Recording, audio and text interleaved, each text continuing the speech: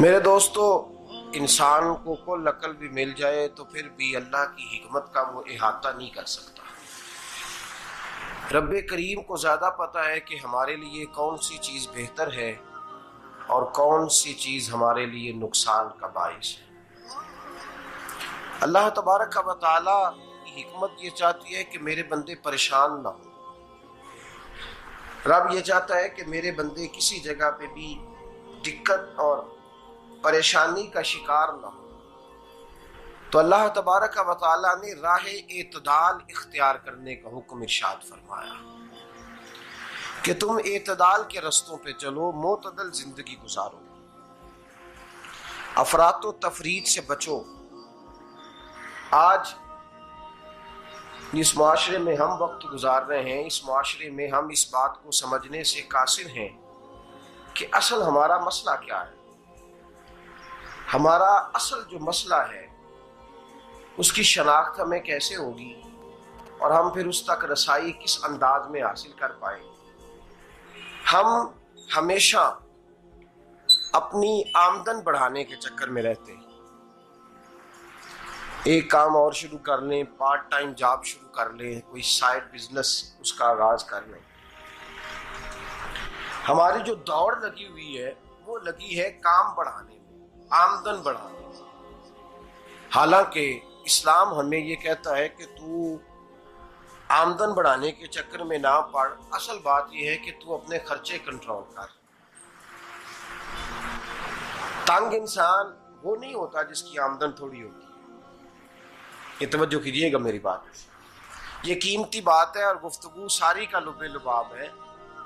तंग बंदा वो नहीं होता जिसकी आमदन थोड़ी होती है। असल परेशान वो होता है जिसके खर्चे ज्यादा होते हैं। और हमारा जो रोजमर्रा का नुकसान हो रहा है ना, वो आमदन के मामलात में नहीं हो रहा। बुनियादी नक्श जो वाक़या हो रहा है वो ये है कि हमारे अखराजात ज्यादा, और वो अखराजात किसी और ने नहीं बढ़ाए। वो खर्चे हमने खुद बढ़ा लिए हैं और अब हमें उसका नुकसान भुगतना पड़ रहा है। और अगर आप सही मानों में टटोलें तो जो बहुत अमीर लोग हैं वो तो उन खर्चों से बच गए। मैंने बहुत सारे ऐसे खत्मात में शिरकत की है। मैं बहुत सारी ऐसी जगहों पे गया हूं कि जहां लोगों ने बड़ा मुख्तसर सा खत्म दिलाया है तो हो गया है खत्म। खत्म के मामले में कब किसी ने पाबंदी लगाई है कि उसमें 200 आदमी शरीक होगा तो तब ये साले सवाब सही हो सकेगा? कौन कहता है? या शादी के मौके पर अगर सारे बहन भाइयों को न बुलाया गया तो मेरी शादी पाया तकमील तक नहीं पहुंचेगी, इसमें बरकत नहीं होगी। ये किसने फतवा दिया है? मोतदल जिंदगी का इस्लाम हुक्म देता है। मैं पढ़ रहा था कि एक बहुत बड़ा सदर है, गालबन सूडान के सदर की बात हो रही थी, तो अपने बेटे की बारात लेके गया तो 4 लोग गए हैं बारात, और 15 लोगों का उसने एहतमाम किया अपने घर में खाना खाने का। तो क्या शादी हो गई कि रुक गई? तो भाई राग अलापना इस बात का कि बड़ी परेशानी है, कोई साइड बिजनेस शुरू किया जाए फलान जगह फलान जगह फलान जगह। तो असल मामला ये है कि पहले एक बंदा कमाता है तो फिर भी घर ही चलता है, फिर बड़ा बेटा साथ शामिल होता है तो फिर भी घर ही चलता है, फिर मंझला बेटा शामिल होता है तो फिर भी घर ही चलता है।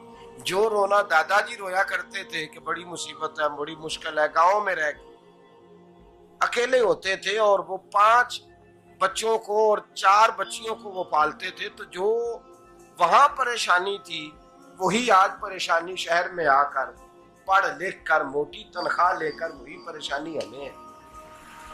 तो मैं जिस नतीजे पे पहुंचा हूं इसको पढ़ के, कुरान मजीद की चंद आयात को देखकर और इस मफहूम की जो हदीसें कुतुब हदीस में पाई जाती हैं और हमारे बुजुर्गों ने हमें जो मिजाज इस हवाले से दिया है, मैं इस नतीजे पे पहुंचा हूं कि मसला आमदन का नहीं, मसला खर्चे का है। हमारे खर्चे बुनियादी तौर पर ज्यादा, और अगर फिर हम ज्यादा बोझ खवातीन पे डालते हैं कि वो मुतालबे ज्यादा करती हैं। और अगर आप मुझसे पूछें तो खवातीन की भी अगर किसी जगह कोई आदत खराब होती है तो उसमें असल किरदार उसका होता है जो वो आदत खराब तो क्यों अपने गले से उतार के आप किसी के गले में बात डालने के चक्कर में है? वो खवातीन की तबीयत नहीं ऐसी है। असल बात यह है कि हमने आदत डाली है, हमने ये मिजाज उनको दिया है तो उनका बना है, न कैसे बन सकता।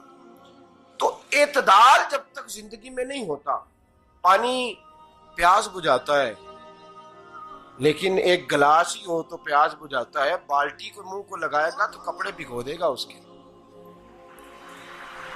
हालांकि पानी बुरी चीज का नाम नेमत है ना, बहुत बड़ी अल्लाह की, लेकिन प्याले में ही अच्छा लगता है। कोई मटका मुंह को लगाएगा तो तंग होगा, प्याला ही बेहतर है उसके लिए।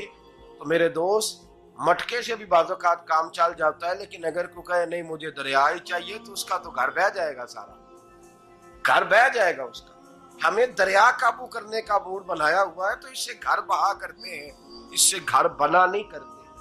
घर प्याले से पानी पीने से बनता है। अगर तू दरिया पे कब्जा करने का मूड बनाएगा तो घर बनेगा नहीं, घर बह जाएगा। आग ना हो तो खाना पक नहीं सकता, लेकिन हल्की आंच से खाना पकता है।